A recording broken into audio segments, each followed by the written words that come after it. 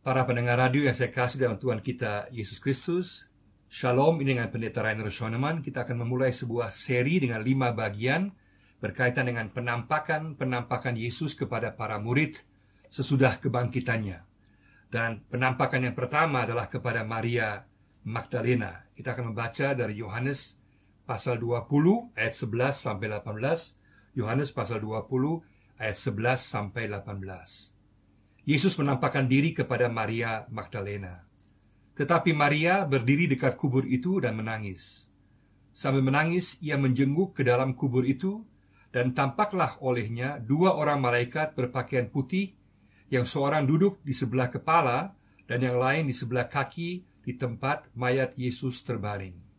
Kata malaikat-malaikat itu kepadanya, "Ibu, mengapa engkau menangis?" Jawab Maria kepada mereka, "Tuhanku telah diambil orang, dan aku tidak tahu di mana ia diletakkan." Sesudah berkata demikian, ia menoleh ke belakang dan melihat Yesus berdiri di situ. Tetapi ia tidak tahu bahwa itu adalah Yesus. Kata Yesus kepadanya, "Ibu, mengapa engkau menangis? Siapakah yang engkau cari?" Maria menyangka orang itu adalah penunggu taman, lalu berkata kepadanya, "Tuan, jikalau Tuhan yang mengambil dia, katakanlah kepadaku, di mana Tuhan meletakkan dia, supaya aku dapat mengambilnya." Kata Yesus kepadanya, "Maria." Maria berpaling dan berkata kepadanya dalam bahasa Ibrani, "Rabuni," artinya guru. Kata Yesus kepadanya, "Janganlah engkau memegang aku, sebab aku belum pergi kepada Bapa. Tetapi pergilah kepada saudara-saudaraku, dan katakanlah kepada mereka bahwa sekarang aku akan pergi kepada Bapakku dan Bapamu, kepada Allahku dan Allahmu." Maria Magdalena pergi dan berkata kepada murid-murid, "Aku telah melihat Tuhan," dan juga bahwa Dia yang mengatakan hal-hal itu kepadanya. Dari kesedihan menjadi saksi kebangkitan Yesus yang pertama. Dari kesedihan menjadi saksi kebangkitan Yesus yang pertama. Gereja saat ini karena wabah COVID-19 boleh tertutup, tetapi kubur Yesus tetap kosong. Yesus hidup. Kematian bukanlah yang terakhir bagi Yesus, karena Dia mengalahkan maut. Dia hidup dan tetap berkarya di antara orang yang percaya dan juga dalam dunia ini. Dia tetap berbicara lewat firman-Nya dan dalam kuasa Roh Kudus. Setiap orang yang percaya kepadanya juga akan mengalahkan maut dan melewati maut ke dalam kehidupan kekal. Dalam bahasa Papua, akan lanjut saja kepada kemuliaan. Sungguh luar biasa. Dalam Yohanes 20 dan 21, Yesus menampakkan diri berulang kali untuk membuktikan bahwa Dia sungguh bangkit dan hidup. Para murid kemudian secara perlahan, secara bertahap semakin mengerti, dari takut, bingung, sedih, kecewa, putus asa, berubah kepada keberanian menyampaikan Injil, meyakini Yesus bangkit, penuh sukacita dan penuh pengharapan. Yohanes sendiri pun dalam Yohanes 20 ayat 8 dan 9 melihat kubur yang kosong dan percaya, tetapi tidak mengerti. Dan meski dia percaya, dia tidak dapat merubah ketidakpercayaan, ketakutan, dan kesedihan para murid yang lain. Barulah penampakan Yesus dan perjumpaan secara pribadi yang mengubah segala sesuatu. Setiap penampakan, Yesus membuktikan benar Yesus hidup dan berkuasa. Tiap penampakan Yesus membawa perubahan yang besar. Tetapi lebih daripada itu, tiap penampakan memiliki tujuan yang khusus, penekanan tema yang khusus, sebuah pengajaran khusus, punya makna arti yang khusus, yang mengingatkan akan pengajaran-pengajaran Yesus yang sebelumnya. Sekaligus bersifat sangat penting untuk gereja sepanjang zaman, untuk kita di masa kini, untuk setiap orang percaya yang tidak akan melihat Yesus lagi secara badaniah, secara jasmani, di mana hubungan dengan Yesus saat ini bersifat rohaniah dan melalui Roh Kudus. Dalam 5 bagian berturut-turut kita akan melihat makna arti tiap penampakan diri Yesus bagi para murid dan bagi kita di masa kini. Dalam bagian ini adalah penampakan Yesus kepada Maria Magdalena.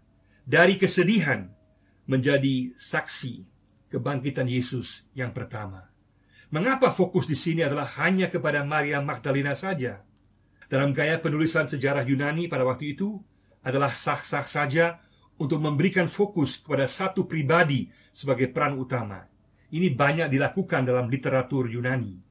Jadi meskipun ada beberapa wanita yang melihat Yesus, namun di sini Yohanes memberikan fokus kepada penampakan perjumpaan Yesus secara khusus kepada Maria Magdalena. Meskipun yang lainnya juga ada, tetapi Yohanes secara khusus mengarahkan seluruh perhatian kepada Maria Magdalena. Interest Yohanes dalam Injil yang ditulisnya adalah kepada perjumpaan pribadi Yesus dengan berbagai orang dengan berbagai latar belakang. Misalnya dengan Nikodemus, ahli Farisi, dengan perempuan Samaria, dengan Thomas, dengan Petrus, dan di sini dengan Maria Magdalena. Maria Magdalena adalah pribadi pertama yang bertemu dengan Yesus yang bangkit dan hidup. Dan sangat penting bahwa Yesus menampakkan dirinya kepada seorang wanita, dan hal ini juga ditekankan oleh Yohanes. Hal ini sungguh bersifat revolusioner, karena di zaman waktu itu kesaksian wanita tidak berlaku di hadapan pengadilan dan statusnya juga berada di bawah kaum pria. Dan sekarang yang terjadi sungguh luar biasa. Yesus memutarbalikkan pandangan dan penilaian dunia. Yesus mengangkat harkat wanita secara luar biasa. Yesus menjadikan seorang wanita sebagai rasul pertama dalam pengertian rasul yang menjadi saksi kebangkitan Yesus. Juga rasul pertama yang ditugaskan untuk menyampaikan berita kebangkitannya bahwa dia hidup dan adalah Tuhan kepada para murid yang lain dan kepada dunia. Sungguh luar biasa. Apa yang diremehkan dunia dihargai oleh Yesus. Ini juga merupakan bukti nyata kebangkitan Yesus. Kalau seandainya cerita kebangkitan Yesus dikarang oleh para murid seperti yang kadang dituduhkan secara salah, maka tidak mungkin para murid akan menjadikan seorang wanita atau para wanita sebagai saksi kebangkitan Yesus, karena tidak akan dipercayai. Tidak sah di hadapan pengadilan di zaman itu. Tetapi justru itu adalah faktanya. Kaum wanita menjadi saksi pertama, terutama Maria Magdalena. Inilah bukti otentik keaslian, kebenaran sejarah berita mengenai kebangkitan Yesus. Dan ini juga diakui oleh para ahli sejarah. Sosok pribadi Yesus sungguh berbeda dan istimewa. Apa yang terjadi di sini adalah Yesus menghargai dan menempatkan kaum wanita ke tempat yang seharusnya, yaitu setara dengan kaum pria dan sebagai teman sekerja dengan tingkat yang sama. Ini berarti semua jenis penindasan kaum wanita adalah bertentangan frontal dengan pengajaran Yesus. Sebagai pengikut Yesus, seseorang dengan alasan apapun tidak boleh merendahkan, melecehkan, menindas atau menghalangi kaum wanita untuk berkarya dan memiliki pendidikan yang setara dengan kaum pria. Semua jenis penindasan wanita adalah bersifat menentang pengajaran Kristus. Tetapi sayangnya dalam dunia dan juga dalam gereja pun ini masih terjadi. Kalau ini kita lakukan, kita bukan pengikut Yesus. Karena pengikut Yesus yang benar menghargai, menempatkan harkat martabat wanita pada tempat yang sepantasnya dan menekankan kesetaraan kaum wanita. Jangan pernah lupa bahwa kaum wanita dan secara khusus Maria Magdalena adalah rasul yang pertama akan kebangkitan Yesus. Yang pertama melihat Yesus, mendengar Yesus, dan berbicara dengan Yesus yang bangkit. Kita baru saja memperingati Hari Kartini dan perjuangannya yang luar biasa bagi hak dan kesetaraan wanita dalam pendidikan di Indonesia. Habis gelap, terbitlah terang. Kita harus angkat jempol dan salut dan memberikan tepuk tangan penghargaan untuk semua Kartini di sepanjang zaman yang memperjuangkan hak-hak kaum wanita. Di sini, Maria Magdalena adalah figur kunci dalam kekristenan mula-mula. Dia menjadi rasul yang pertama.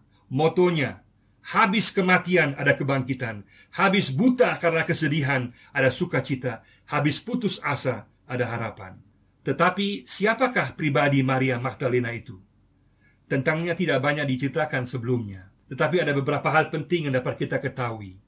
Yang pertama, Maria Magdalena atau lebih tepatnya Maria dari Magdala adalah seorang wanita biasa dari kampung. Tetapi meskipun dari kampung, dia kemudian memiliki peran yang istimewa. Yang kedua, Maria Magdalena dibebaskan dari keterikatan kuasa kegelapan iblis yang sungguh parah oleh Yesus. 7 setan, artinya angka 7 adalah angka kesempurnaan. Artinya dia sungguh terikat luar biasa oleh kuasa setan dan kemudian dibebaskan oleh Yesus. Dia mengalami kuasa Yesus secara pribadi. Ketiga, dia memiliki kesetiaan yang luar biasa. Sungguh mengasihi Yesus, selalu bersama Yesus, mengikutinya bersama para murid yang lainnya. Dalam Lukas 8 ayat 2-3 dikatakan bahwa dia bersama dengan para wanita lainnya mendukung pelayanan Yesus dengan harta pribadi mereka. Semua karena rasa syukurnya kepada Yesus. Dia kemudian diberikan hak istimewa untuk berjumpa dengan Yesus. Yang keempat, dia sungguh belajar dari Yesus dan mengenal suara Yesus. Terbukti saat disapa oleh Yesus, dia mengenal suara Yesus. Tuhan Yesus senang memakai orang-orang yang kelihatannya lemah, statusnya rendah, bahkan memiliki masa lalu yang kelam dengan keterikatan kuasa kegelapan dan apapun bentuk dosanya, untuk menunjukkan kuasanya kepada dunia. Maria Magdalena dipakainya. Setiap wanita dapat dan akan dipakai oleh Tuhan. Dan para pria juga. Untuk setiap kita, apapun latar belakang kita, ada harapan untuk dipakai oleh Yesus. Sungguh luar biasa. Maukah kita? Ada 5 hal sesuai dengan alur teks ini dalam peristiwa penampakan Yesus ini yang merubah kesedihan Maria menjadi saksi kebangkitan Yesus yang pertama. Yang pertama adalah kesedihan yang membutakan mata jasmani dan rohani. Kesedihan yang membutakan mata jasmani dan rohani, ayat 11-13. Peristiwa Paskah dimulai dalam suasana kegelapan dan kesedihan yang mendalam. Maria Magdalena ingin menunjukkan penghormatan dan kasihnya yang terakhir dengan merawat jasad Yesus dengan rempah-rempah. Namun dia kemudian menangis dalam kesedihan yang mendalam. Dia sungguh kehilangan Yesus, dan sekarang dia mengira jasad Yesus diambil orang, sehingga dia semakin sedih. 2 kali Maria mengatakan, mereka telah mengambilnya. Penjelasan yang manusiawi sekali. Maria sama sekali tidak memperhitungkan kebangkitan Yesus. Tidak ada bayangan dalam benaknya bahwa Yesus telah bangkit. Padahal dia begitu setia mengikut dan mendengar pengajaran Yesus. Dalam pikirannya, tidak mungkin Yesus bangkit. 2 kali dia bertanya, di mana mereka menaruh jasadnya? Atau di mana engkau menaruh jasadnya? Kepada penjaga taman itu. Meskipun dia sendiri telah dibebaskan dari kuasa iblis yang luar biasa dan telah melihat Lazarus bangkit, tetap tidak percaya karena baik mata jasmaninya maupun mata rohaninya dipenuhi dan tertutup oleh kesedihan yang mendalam. Bahkan dia tidak melihat kubur yang kosong dan kehadiran para malaikat sebagai bukti kuasa kemuliaan Yesus bahwa Yesus telah bangkit. Fakta kubur kosong tidak cukup. Dia tetap tidak percaya. Dia mencari penjelasan secara manusiawi dan tenggelam dalam kesedihan. Para malaikat kemudian menyapanya dengan sopan, "Ibu, mengapa engkau menangis?" Artinya, seharusnya Maria bersukacita karena Yesus telah bangkit. Tetapi kubur yang kosong dan kehadiran kemuliaan kedua malaikat itu tidak cukup untuk mengubah kesedihan yang dialaminya. Tetapi yang luar biasa adalah bahwa Maria Magdalena dikatakan tetap tinggal meskipun dia menangis. Dia tidak pergi, dan itulah kesempatan bagi Yesus untuk kemudian berjumpa dengannya. Mata rohani kita pun dapat buta dalam kesedihan yang mendalam oleh karena berbagai hal dalam kehidupan ini. Kesedihan dan kekecewaan karena berbagai kejahatan dan peristiwa dalam kehidupan secara pribadi atau dunia secara keseluruhan. Kesedihan karena ditinggal orang-orang yang kita kasihi. Semua itu Yesus mengerti dan dia peduli. Yang penting adalah jangan pergi dari Yesus, jangan menghindar daripadanya, tetapi bawalah segala kekecewaan dan kesedihan kepada Yesus. Semua kesedihan dan kekecewaan ini harus diterangi dari kebangkitan Yesus. Semuanya ada makna arti yang baru dalam terang kebangkitan Yesus. Bahwa sekarang ada harapan, ada masa depan. Kita tidak ditinggal sendiri dan menuju kepada kemuliaan Allah. Kita harus tinggal pada Yesus, mencari Yesus yang hidup. Karena Yesus yang bangkit, yang kemudian naik ke sorga, dialah yang berkuasa atas seluruh kehidupan kita. Dia akan menjumpai kita, dia akan memberikan kekuatan dan jawaban di tengah kesedihan dan kekecewaan kita. Segala sesuatu yang kita alami sekarang ini harus kita lihat dan kita nilai dari terang kebangkitan Yesus. Yang kedua adalah sapaan lembut Yesus. Sapaan lembut Yesus, ayat 14-15. Kesedihan Maria Magdalena sebegitu mendalam sehingga sekalipun ketika Yesus hadir, dia malahan menganggap Yesus sebagai penunggu taman atau tukang kebun. Dia tidak melihat Yesus karena penuh kesedihan dan air mata. Sekali lagi, Karena Maria Magdalena tetap tinggal meskipun dia menangis dan tidak pergi, maka itulah kesempatan bagi Yesus untuk kemudian berjumpa dengannya. Di sini kita lihat pendekatan pastoral Yesus yang lembut dan penuh kepedulian. Yesus tidak mempersalahkan, tetapi bertanya, dan kemudian memberikan jalan keluar. Yesus tidak tersinggung dianggap penunggu taman atau tukang kebun. Itulah Yesus gembala sejati, pelayan pastoral sejati yang tidak ada duanya. Kemudian Yesus dengan sopan menyapanya, "Ibu, mengapa engkau menangis? Siapakah yang engkau cari?" Mata Maria tetap tertutup menganggap Yesus tukang kebun dan bahkan meminta tolong diberitahu di mana jasad Yesus berada. Padahal yang dicari ada tepat di hadapannya dan telah bangkit. Kesedihan yang mendalam dari Maria Magdalena membuat dia tidak mengenali Yesus. Yesus mengerti dan peduli akan kesedihan. Dia pun juga menangisi Lazarus dan kota Yerusalem. Kita pun boleh menangis, tetapi jangan sampai kesedihan kita menutup mata kita untuk memandang kepada Yesus sebagai sumber kekuatan dan penghiburan. Cara Yesus ini adalah contoh, adalah teladan untuk semua orang percaya dalam pelayanan pastoral. Apakah orang lain merasakan kepedulian kita yang asli dan bukan dibuat-buat, yang hanya seolah-olah peduli? Apakah kita sungguh-sungguh peduli?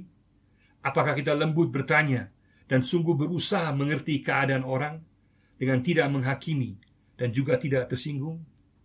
Apabila kita sebegitu tenggelam dalam kesedihan dan kekecewaan kita, sehingga akhirnya hanya melihat kepada diri kita saja, maka itu akan semakin memperparah kesedihan kita. Kita harus mengangkat kepala kita, memandang dan fokus kepada Yesus yang bangkit. Barulah akan terjadi perubahan. Dalam tangisanmu, tetaplah memandang kepada Yesus. Itulah yang akan membawa perubahan, penghiburan, kekuatan, dan pengharapan. Selama kita mengitari diri sendiri dan tidak melihat kepada Yesus yang bangkit dan tidak menilai segala sesuatu dari fakta kebangkitan Yesus, maka kita tidak pernah akan keluar dari situasi kesedihan dan kekecewaan kita. Berikanlah Yesus kesempatan dengan membawa kesedihanmu padanya, dengan memperhitungkan kuasa kebangkitan yang membawa sukacita, penghiburan, kepastian, penyertaan Tuhan, dan masa depan yang penuh harapan. Berikanlah kesempatan pada Yesus dan kuasa kebangkitannya. Datanglah, berserulah kepadanya, dan dia akan bertindak melebihi apa yang kita pikirkan dan bayangkan. Damainya, sukacitanya, pengharapannya akan menaungi kita. Yang ketiga adalah kepekaan mendengar suara Yesus membawa perubahan. Kepekaan mendengar suara Yesus membawa perubahan. Ayat 16. Yesus tetap sabar terhadap Maria Magdalena. Tetapi karena Maria belum mengerti, kemudian Yesus menyebut namanya. Hanya dengan satu kata, Maria. Satu kata yang merubah segala sesuatu. Artinya sangat dalam. Aku tahu namamu. Aku sungguh kenal situasimu. Aku peduli terhadap keadaanmu. Yesus mengatakan dalam Yohanes 10 ayat 4 dan 14, "Dombaku mengenal suaraku." Adalah penting untuk peka mendengar dan mengenali suara Yesus. Karena Maria lama bersama Yesus, maka dia mengenal suara Yesus dan mentaatinya dalam kehidupan sehari-hari. Suara Yesus yang menerimanya, mengasihinya, menghargainya, dan yang memulihkannya. Bagi kita orang percaya dan gereja sepanjang zaman, di mana Yesus tidak lagi hadir secara jasmani, ada pengajaran yang sangat penting di sini. Yang utama bukanlah soal melihat Yesus, tetapi mendengar suara Yesus. Dan itulah yang membawa keselamatan dan membawa pembaharuan. Hal yang sama juga berlaku bagi kita. Yesus berkata, "Aku memanggil namamu, engkaulah milikku." Yesus sungguh mengenal kita dan memelihara kita, sungguh luar biasa. Dalam Yesaya 43 ayat 1 dan ayat 4 dikatakan, "Janganlah takut, aku telah menebus engkau, aku telah memanggil engkau dengan namamu, engkau ini kepunyaanku, engkau berharga di mataku dan mulia, dan aku mengasihi engkau." Kalau kita membaca firman Tuhan dan berdoa dan taat, maka kita akan menjadi peka terhadap suara Yesus dan bisa membedakan suara Yesus, kehendak Yesus, tujuan Yesus dari suara-suara yang lain. Dapat mendengar saat Yesus memanggil nama kita secara pribadi. Satu sapaan Yesus yang memanggil nama kita dapat merubah kita. Apakah kita peka mendengarnya? Saya pikir luar biasa Maria Magdalena sebagai seorang wanita mempunyai kepekaan untuk mendengar. Di sini juga terlihat humor Yesus. Kalau pria harus dipanggil 2 kali, misalnya Saulus, Saulus dalam Kisah Rasul 9 ayat 4. Kalau wanita cukup 1 kali, karena lebih peka mendengar. Awalnya, Maria Magdalena mengenali suara Yesus sebagai guru, Rabuni, sebagaimana yang dia kenal selama itu. Dalam perkembangan selanjutnya, di ayat 18, dia mengakui Yesus sebagai Tuhan. Mari kaum pria, jangan biarkan Tuhan Yesus panggil kita 2 kali. Dan kaum wanita, saat 1 kali dipanggil, langsung mendengar Yesus. Yesus menyapa kita dengan apa yang kita kenal, apa yang kita ketahui tentang dirinya, untuk membawa kita kembali kepadanya. Bisa merupakan sebuah ayat firman Tuhan yang tiba-tiba kita ingat. Bisa sebuah peristiwa yang kita ingat dalam hidup kita, di mana kita rasakan kehadiran Yesus. Yang penting, jawablah sapaan lembut Yesus. Terimalah Yesus, kasih-Nya, kepeduliannya, sukacitanya, damainya, keselamatannya. Kita harus menerimanya, maka akan terjadi perubahan. Bila kita tidak peka mendengar, maka kita tidak akan mengalami perubahan dan tinggal dalam pola pikir yang lama, kebiasaan lama, dan kehidupan yang lama. Katakan Tuhan Yesus, aku mau menjadi peka untuk mendengar dan menjawab sapaan lembut-Mu yang memanggilku untuk datang kepadamu, untuk diperbarui oleh kuasa kebangkitan-Mu. Yang keempat, penjelasan Yesus mengenai dirinya dan penugasannya, ayat 17. Penjelasan Yesus mengenai dirinya dan penugasannya. Setelah Maria mengenali suara Yesus dan menyebut Rabuni, dia rupanya tersungkur di depan kaki Yesus dan memeluk kaki Yesus. Maria sepertinya ingin menahan Yesus. Kemudian Yesus berkata kepada Maria untuk tidak memegang dirinya. Dalam bahasa asli terjemahannya adalah dalam pengertian, janganlah menahan aku, karena aku harus pergi kepada Bapakku. Artinya seberapa besar pun keinginan Maria agar Yesus tetap bersamanya, tetapi Yesus mempunyai rencana yang lebih besar juga untuk Maria, yaitu kembali kepada Bapaknya untuk mengutus Roh Kudus sebagai penghibur, kuasa, dan pengajar bagi orang percaya.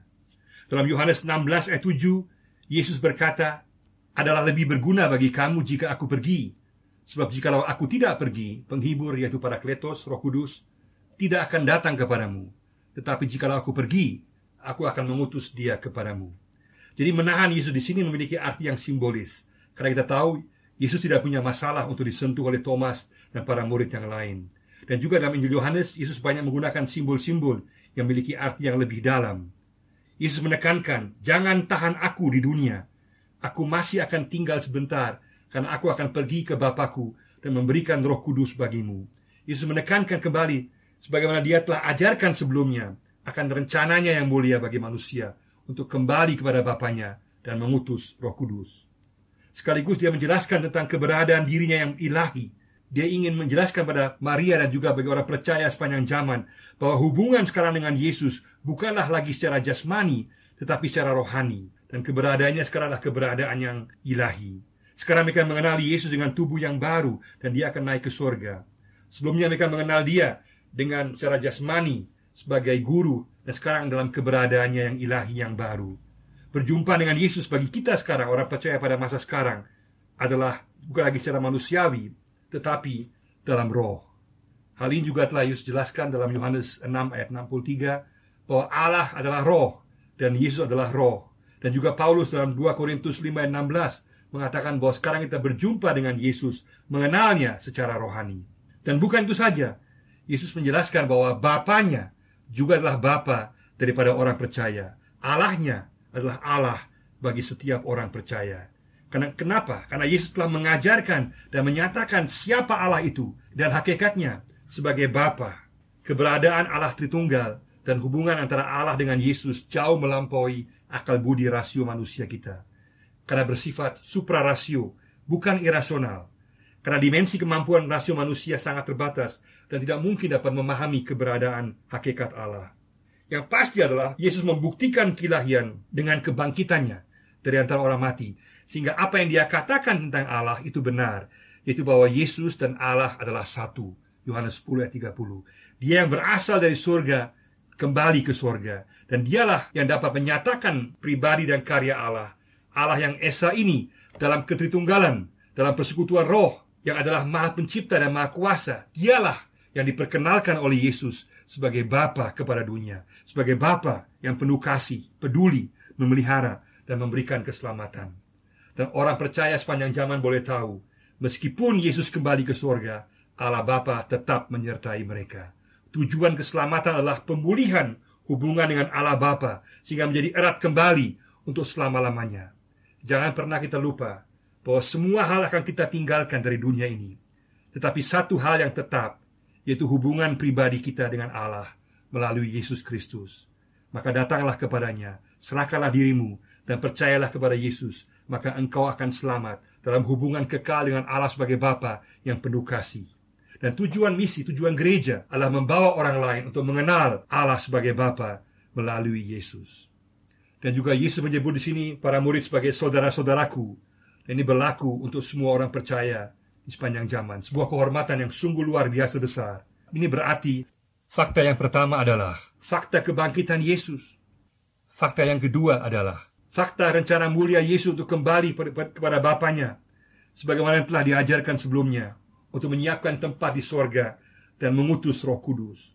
Dan fakta yang ketiga, fakta hubungan setiap orang percaya dalam Yesus dengan Allah sebagai Bapa yang bersifat kekal. Inilah yang harus disampaikan oleh Maria Magdalena kepada para murid.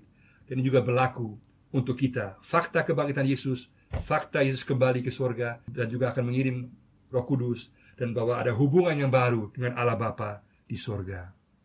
Yang kelima, secara singkat, menjadi saksi kebangkitan Yesus dan ketuhanan Yesus. Ayat 18. Melalui perjumpaannya dengan Yesus, Maria mengakui Yesus sebagai Tuhan. Perubahan dari guru kepada Tuhan. Pemahamannya semakin mendalam akan keberadaan hakikat ilahi Yesus. Dan kemudian dia dengan setia, dia meneruskan tugas yang diberikan oleh Yesus. Inilah ciri khas rasul sejati. Rasul mengatakan apa yang diperintahkan dan tugaskan oleh Tuhan. Dan Maria melakukan sesuai dengan perintah Yesus. Menyampaikan Yesus telah bangkit. Dan menyampaikan perkataan Yesus akan keberadaan ilahinya yang baru. Akan rencananya kembali ke sorga untuk mengutus Roh Kudus bagi semua orang percaya. Akan hubungan istimewa yang dimiliki setiap orang percaya dengan Allah Bapa yang berlaku kekal. Yesus tetap sama, dulu, sekarang, dan selamanya. Saat kita sungguh mencari Yesus yang hidup dengan jujur, dengan sungguh mau mendengar sapaan suaranya, maka kita akan berjumpa dengannya dan kita akan diperbarui. Yang datang kepadanya tidak akan ditolak. Apakah kita setia menyampaikan Injil kebangkitannya? Bahwa Allah adalah Allah Bapa kita yang Maha Kuasa, yang penuh kasih, penuh dengan penerimaan. Kita boleh memiliki hubungan yang baru dengan Allah sebagai Bapa. Terimalah Dia, serahkanlah dirimu padanya, dan hiduplah dengannya. Pandanglah kepada Dia di tengah kesedihanmu.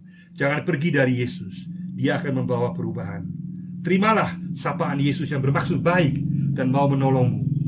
Jadilah peka terhadap suara Yesus dalam segala situasi kehidupanmu. Dengarlah panggilannya akan namamu.